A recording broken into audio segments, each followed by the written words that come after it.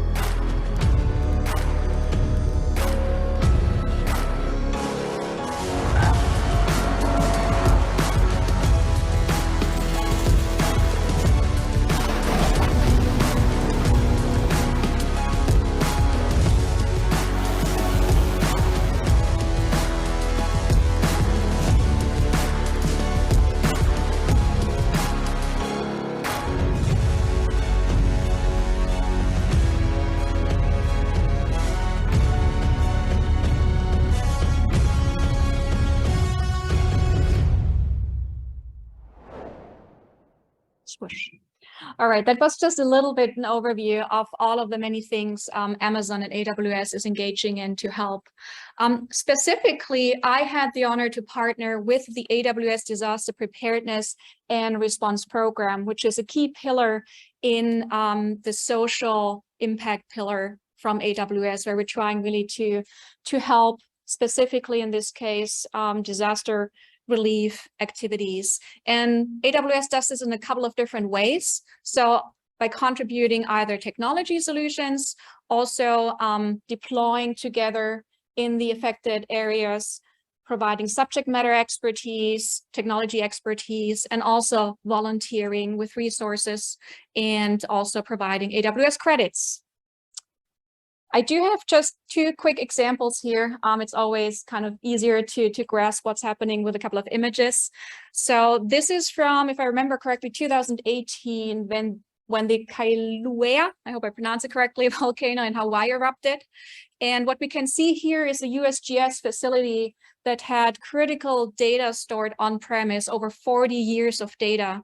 And they were at the risk to be affected by the lava flow. So they reached out to the AWS Disaster Program and asked for help. And what we did, what you can see here on the right image, right next to the person here, is a little device we call a snowball edge device, which is a local, compute and storage unit. So the USGS facility was able to download all of their critical data onto that device. And then we shipped it to an AWS data center in the region, and they were able to, back up their critical information, so it's not getting destroyed there with the lava flow kind of coming in close.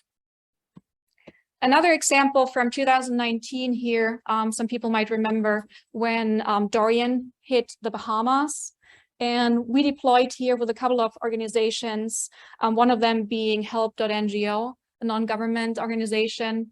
They were tasked in flying drones over the affected areas to help, see where to direct the relief resources first.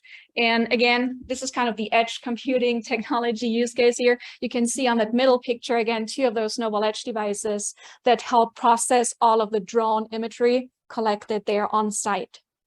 So these are just two quick examples. So obviously all of the edge compute is a big thing, but also AI and machine learning start playing a more and more, like a bigger role in the context of disaster response, right?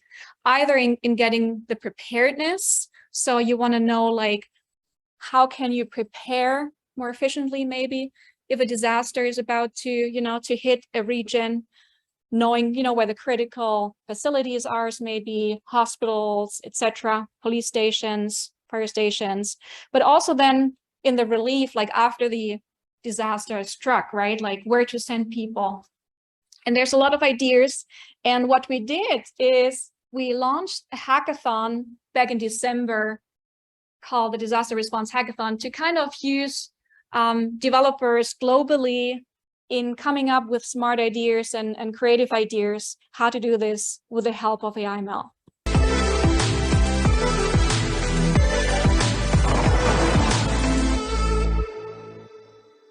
I know we're making little videos here. So the hackathon, and just to be very clear, it ended. So I'm kind of presenting some of the really cool insights. We ran it from December 1st through February 7th this year. There was a good amount of prize award money as well, but it was really kind of, to get some creative ideas. How can we apply technology to solve some of the most pressing challenges, which is kind of an aspirational goal we put out there. And I do have a couple of just overview here. We had a great response globally. So in this hackathon, we had over 1,400 participants taking part from over 80 countries worldwide. So the little pins you see are just like representing a country, not an individual participant, if you wonder. So great coverage globally, which I was super, super happy to see. We gave developers also the opportunity, to work on local challenges. So although disasters are striking globally, there might be, local communities that are faced specifically with things, or they might have access to specific local data. So we gave them the creativity to come up, with whatever they think is impactful to work on. in the context of either the preparedness, so before disaster strikes, or in the relief cycle. And then finally, we had around 42 project submissions, and we're going to show you today the 5 winning projects and what they worked on. Moving on to the technology piece of it, we asked the participants to use a free environment. So we wanted to make it really accessible to everyone, not just, folks that have maybe AWS accounts or anything. So we have what's called Amazon SageMaker Studio Lab available.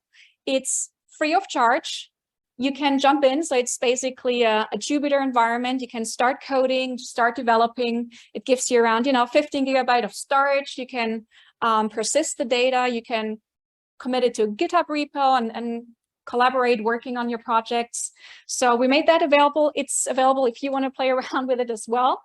You can just register with an email address and start coding. So it's a perfect starting place, really, to experiment and develop code.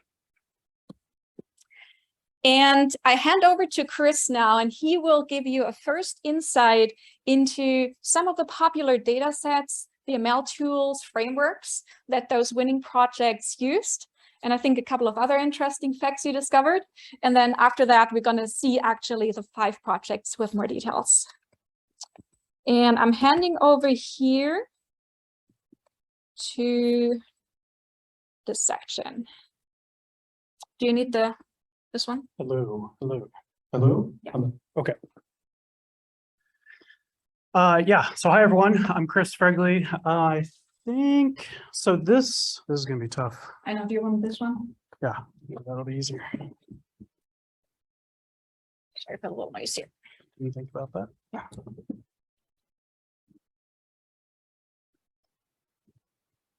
Hello? Okay.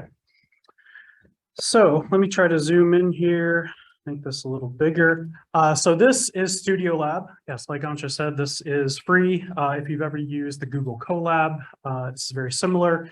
You don't need a credit card, you don't need anything, you just come right in and start coding.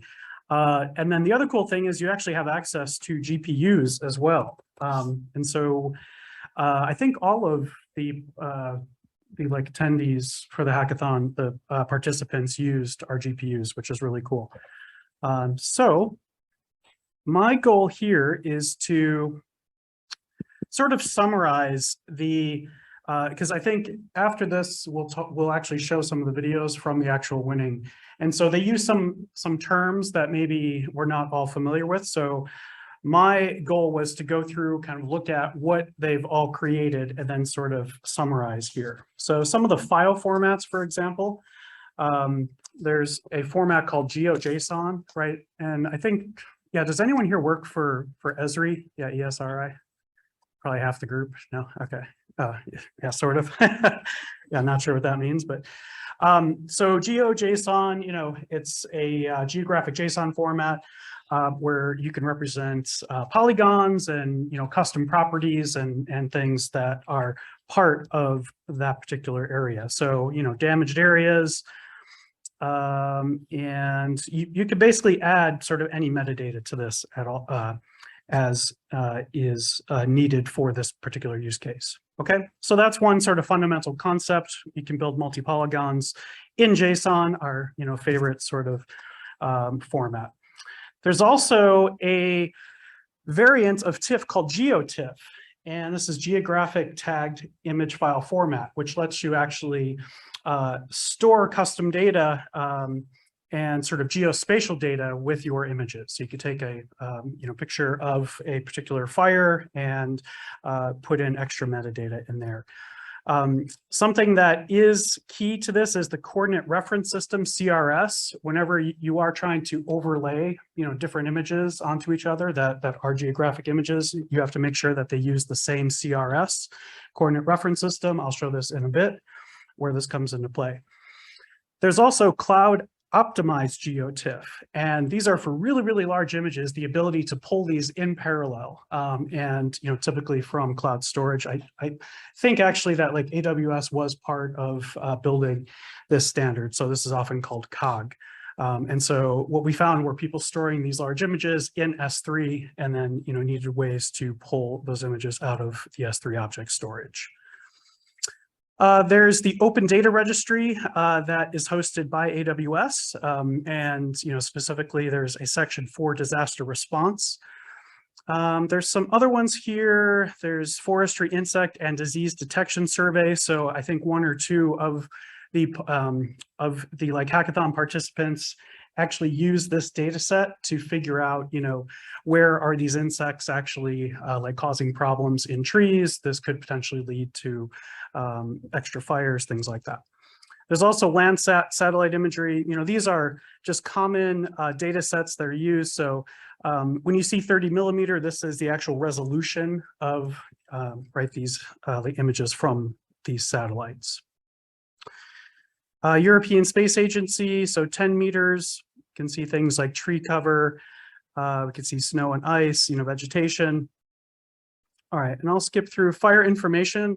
So firms, this one's used pretty heavily for some of the fire detection and fire response. SpaceNet 2, so this actually shows roads and places of interest. And so in the case of some type of disaster, we need to be able to show people where to go, which roads are actually open, which ones are closed, and how to get out of there. So this particular data set has 4 big cities: Las Vegas, Paris, Shanghai, Khartoum, and shows these buildings and roads and whatnot. OpenStreetMap, always a fun one. Maxar Open Data Program. This was used, I think, by probably maybe 70% of the participants. I'm just making that up, but it seemed like it from going through all of these projects that were submitted. This is a very, very popular data set for sudden onset major crisis events. Okay, so these are actual historical events and the data sets there, so we can train models to figure out what we should be doing. Sentinel-2, of course, the ImageNet, this is used in just regular computer vision tasks. Found this useful because this data set does contain bounding boxes inside of those images as well, across 20,000 categories. Okay, a couple other interesting libraries. There's something called GeoPandas, which I actually, didn't know about before this project. Of course, I know about pandas, but there is this extension that actually implements the series and data frame APIs and specific to Geo. Okay, so we'll see that in some of the code here. There's a library called EarthPy specific to, these sort of Earth type, it's just like what it sounds. And then of course, scikit-learn. We saw quite a lot of just regular machine learning here. So you don't really need a lot of advanced, deep learning for these projects. We saw a lot of PCA, a lot of k-nearest neighbor, t-SNE, random forest. The other one that we did see, by the way, is quite a lot of GPUs. And I don't have time to go through this one quickly, but I just want to point out that there's this project called Numba, right? And it's by the NVIDIA folks. And this is, so here I'm doing a big matrix multiply, just CPUs. This took 17 seconds.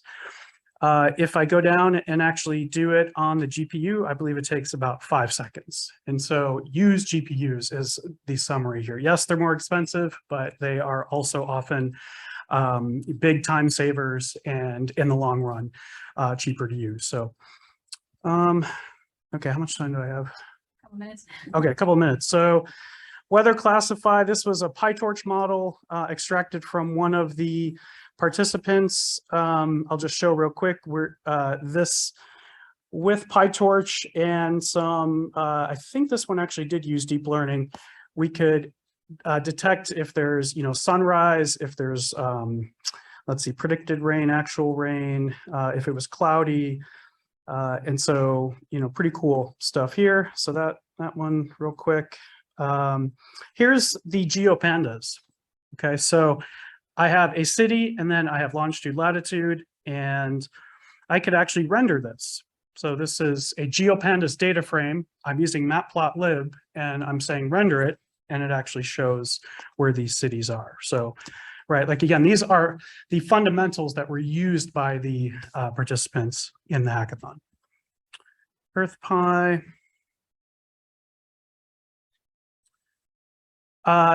Right, so here is a particular landscape. This is showing elevation. Now, this is kind of an uninteresting elevation. You sort of have to look over here and you know, kind of look to the right and say, okay, this is probably higher, this is lower. We can actually use something called hill shading. So this is part of EarthPy, where I can show the elevation and, you know, this will do the actual shading for us. We can then take something called digital elevation model, DEM, and then we can actually overlay it. And now we get both color and the shading together. And this is, I think, where we had to, oh, and so here, oh, that's just, that's actually from the other one. This one, okay, this was for California counties here. So I believe this is probably from a fire data set. And pardon the scroll, trying to get through here. This is showing California lakes. Oops. Okay, and we could do a little bit of data wrangling. So here's where we have to make sure that the coordinate reference system is the same, because now we are going to overlay the lakes on top of the counties and make sure that they do line up properly. Okay, so something interesting. I did hear some of the like participants were complaining about this. They had gotten one data set using a different CRS. So yeah, that's why I keep pointing that one out. And here's a way to plot Lake Shasta in case you are ever in the area. All right, last one, NOAA, very, very popular data set here, gives us weather, you know, climate like information. So we can see surface temperature, soil moisture. And I'll just zip down to some of the cool visualizations here. Here's a pair plot. You can't really see it, but you know, we could start to see the visualizations as to what's correlated, what's not correlated. Summary here, I'll just get to the punchline. Can find it. I believe I might have zipped through it here, but some of these are correlated. There were some that I thought were correlated. Oh yeah, strong correlation between the air temperature and soil temperature. There was little correlation between air humidity and air temperature, which I think makes sense, but when I first read it, didn't really seem to make sense. So these examples, if you're interested, here's the bit.ly link. That is a O, not a 0. So. Okay.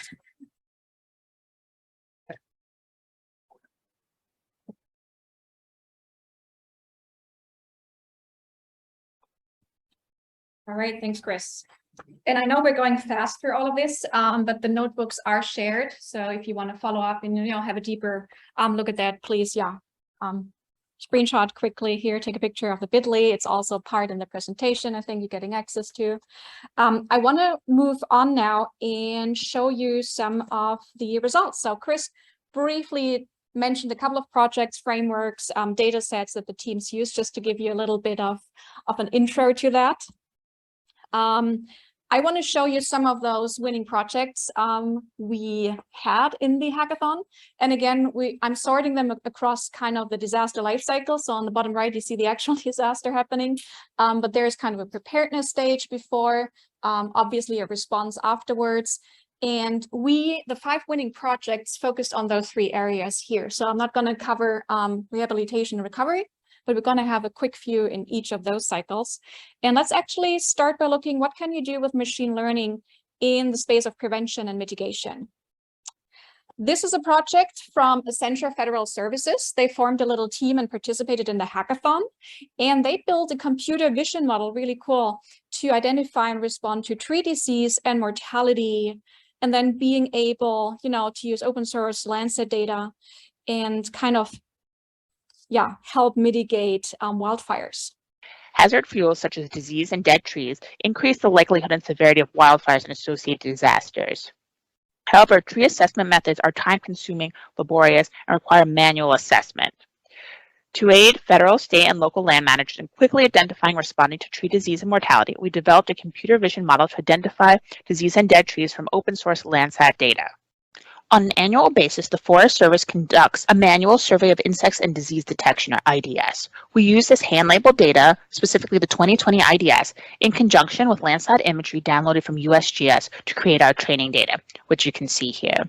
Each of the Landsat geotips was divided into a train test split. 80% of the image, what's shown on the left-hand side, was used for training, and the other 20% was used for testing. Briefly, we use a transfer learning approach where we use an ImageNet to produce features and then applied a linear classifier. The outputs of our model can be seen here. In one example, the model output on the left and the ground truth on the right. We were then able to apply our model to a large swath of area, multiple different geotips, and produce an output. The output from our model was visualized in our risk dashboard, which you can see here. What you're seeing in the middle of your screen here in the blue box is the extent over which we modeled. Once our model was complete, we created hazard maps for sections of the El Dorado and Humboldt National Forest. Coming over here, you can see our wildfire risk hotspots dashboard, a dashboard we built for forest managers. What you can see in the blue box is the area over which we made predictions for, and the red areas that are shaded are areas that have disease or dead trees, are high-risk areas. You can see main KPIs here that would help a forest manager make decisions. You see the risk area, the total areas of hazard fuels, and a prioritized treatment list here.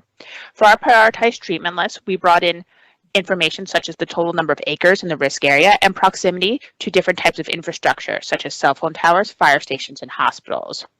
We look forward to working with forest managers to customize this dashboard, bringing in metrics that are important to them and other subject matter expertise that come from their years of experience working with the forest. Both our repo, our data set, and our model and this dashboard are available, and we'd be happy to discuss any further extensions with you or other interested parties. All right, and that's a good hint. So all of the projects are open source and available. I put the links as well in the presentation here if any project here sparks your interest. There's another one. This is here in the prediction area, a team that focused on thunderstorm prediction in really kind of in a cool way by finding correlations between the atmospheric conditions at the time of the lightning strike to predict the occurrence of lightning and thunderstorms. So again, all the links are shared here to the project description and also the code repos on GitHub.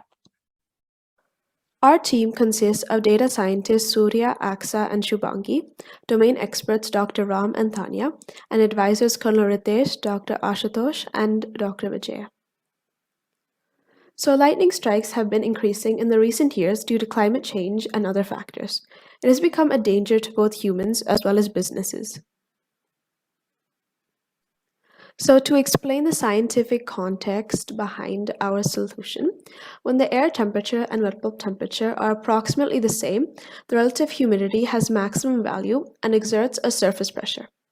So when the relative humidity is between 60 to 80%, there is intercloud flash, and when it is between 80 to 100%, there is cloud-to-ground lightning flash.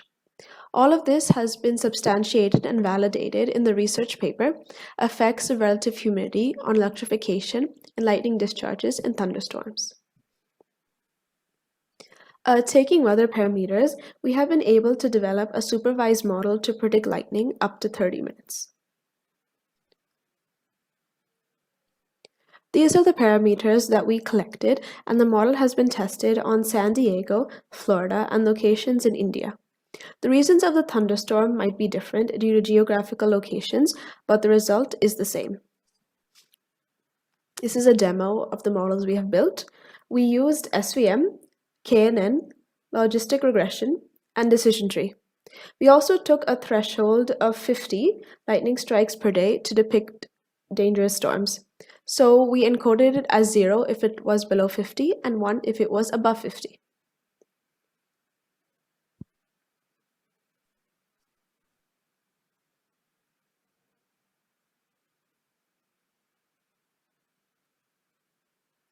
As you can see, the model is generic and will work globally for lightning prevention. So to conclude, out of the 4 models that we tested, SVM produced the best result. The model has produced 50% accurate predictions, and after tuning of the model and feeding it more data, we aim to get our accuracy to the 80-90s. Thank you. Thank you. All right. We have one more, and I'm probably going to skip like 2 videos in the interest of time. But there's another project here, another one of the winners, a team at Satellite View, and they applied their knowledge of wildfire satellite imagery as well, in particular machine learning, to demonstrate a global fire spread prediction system. Super interesting.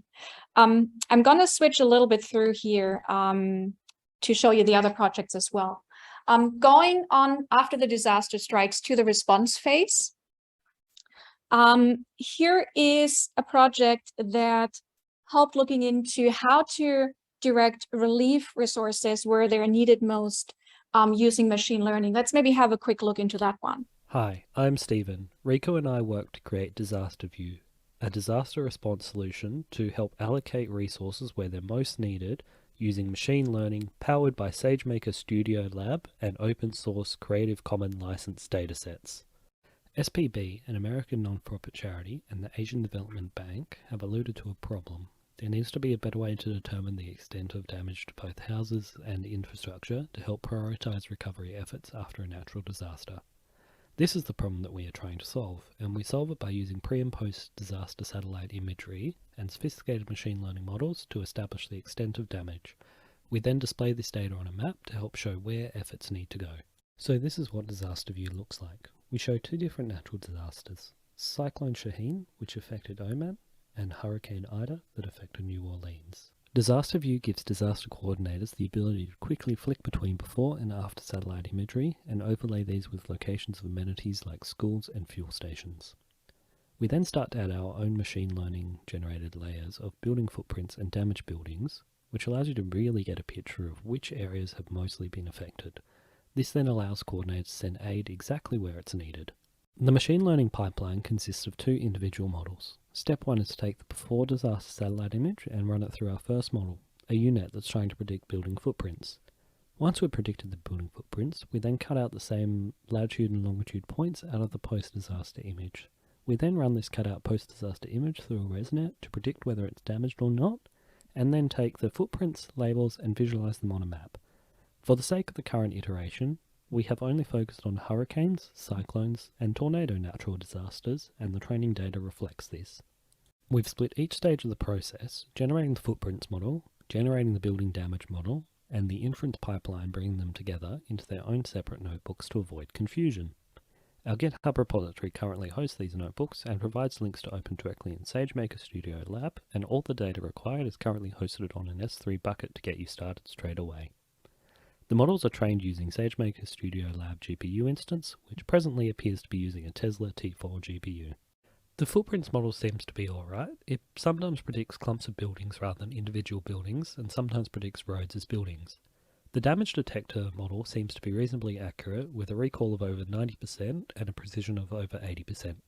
All of the datasets that we use are either Creative Commons share-alike or Creative Commons non-commercial share-alike. More information about the datasets can be found in our README. Rico primarily worked on the front-end, back-end integration, and I worked on the machine learning model. Our contact details are available on screen if you have any questions. All right. We had one more in the section of the response, a team that called themselves Soteria, or the project Soteria, and they had a similar approach. They also used satellite imagery to map natural disaster impacts for fast emergency response. Again, I'll skip the video in the interest of time, and so we have time for questions as well. But here are the links. And to give you kind of more resources, if you're interested, this was just a quick whirlwind tour of some of the highlights. But we had in total 42 project submissions. If you want to poke around and have a look at them, we hosted the hackathon on our partner site, devpost.com. So AWS Disaster Response.devpost.com. There's a project gallery where you can flip through all of the 42 projects. There's links to the code samples if you want to play around. Also the videos that the team submitted, if you want to have a quick look. If you want to run the sample code, most of them have a little button like open in Studio Lab that you can use to clone the repo and then also play around with the code. We asked the teams made it available as open source. So if there's an interested organization that they can start working and maybe incorporate some of those ideas in bigger projects. All right, to wrap up, if you're interested to learn more about data science and ML in general and how to get started with it on AWS, Chris and I not only wrote the book, but we were also part of a team that put together a specialization together with deep learning AI, which is available through Coursera. It's 3 courses, 10 weeks, so it's a lot of hands-on exercises too, if you're interested. And I think we have something, should we raffle, Chris? A book recommendation? Yeah. Yeah, how do you want to? Yeah, does anyone have questions? Maybe we'll Let's open it up for questions. based on questions. In the way.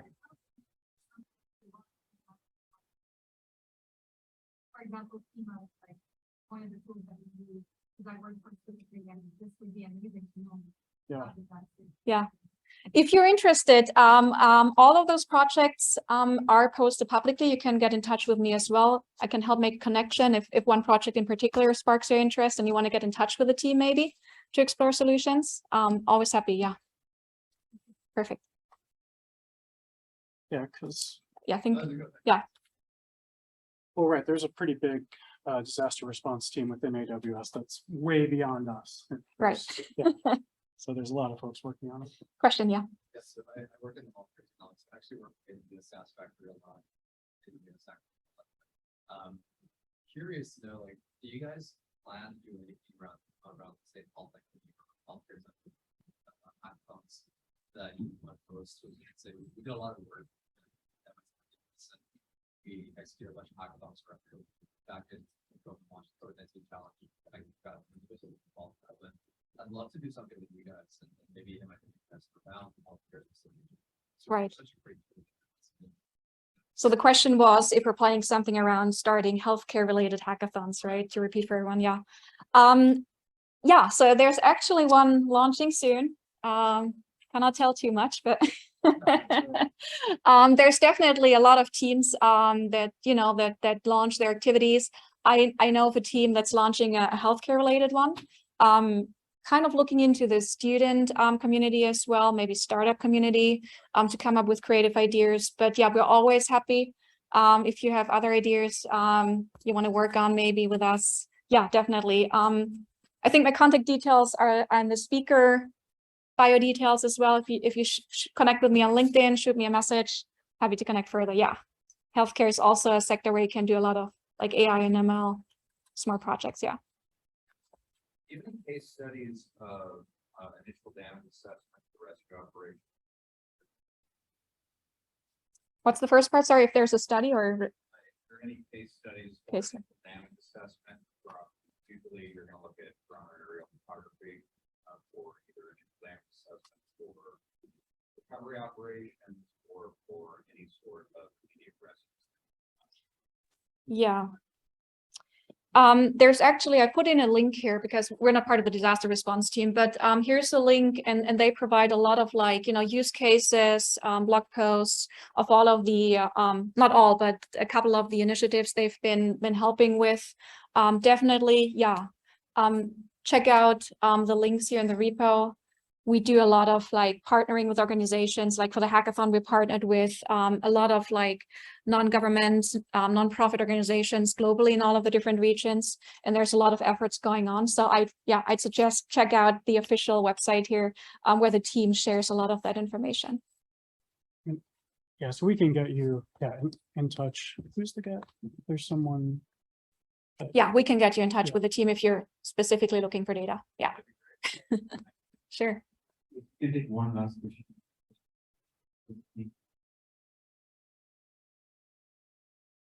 Okay, Chris, you have to work the magic. Yeah.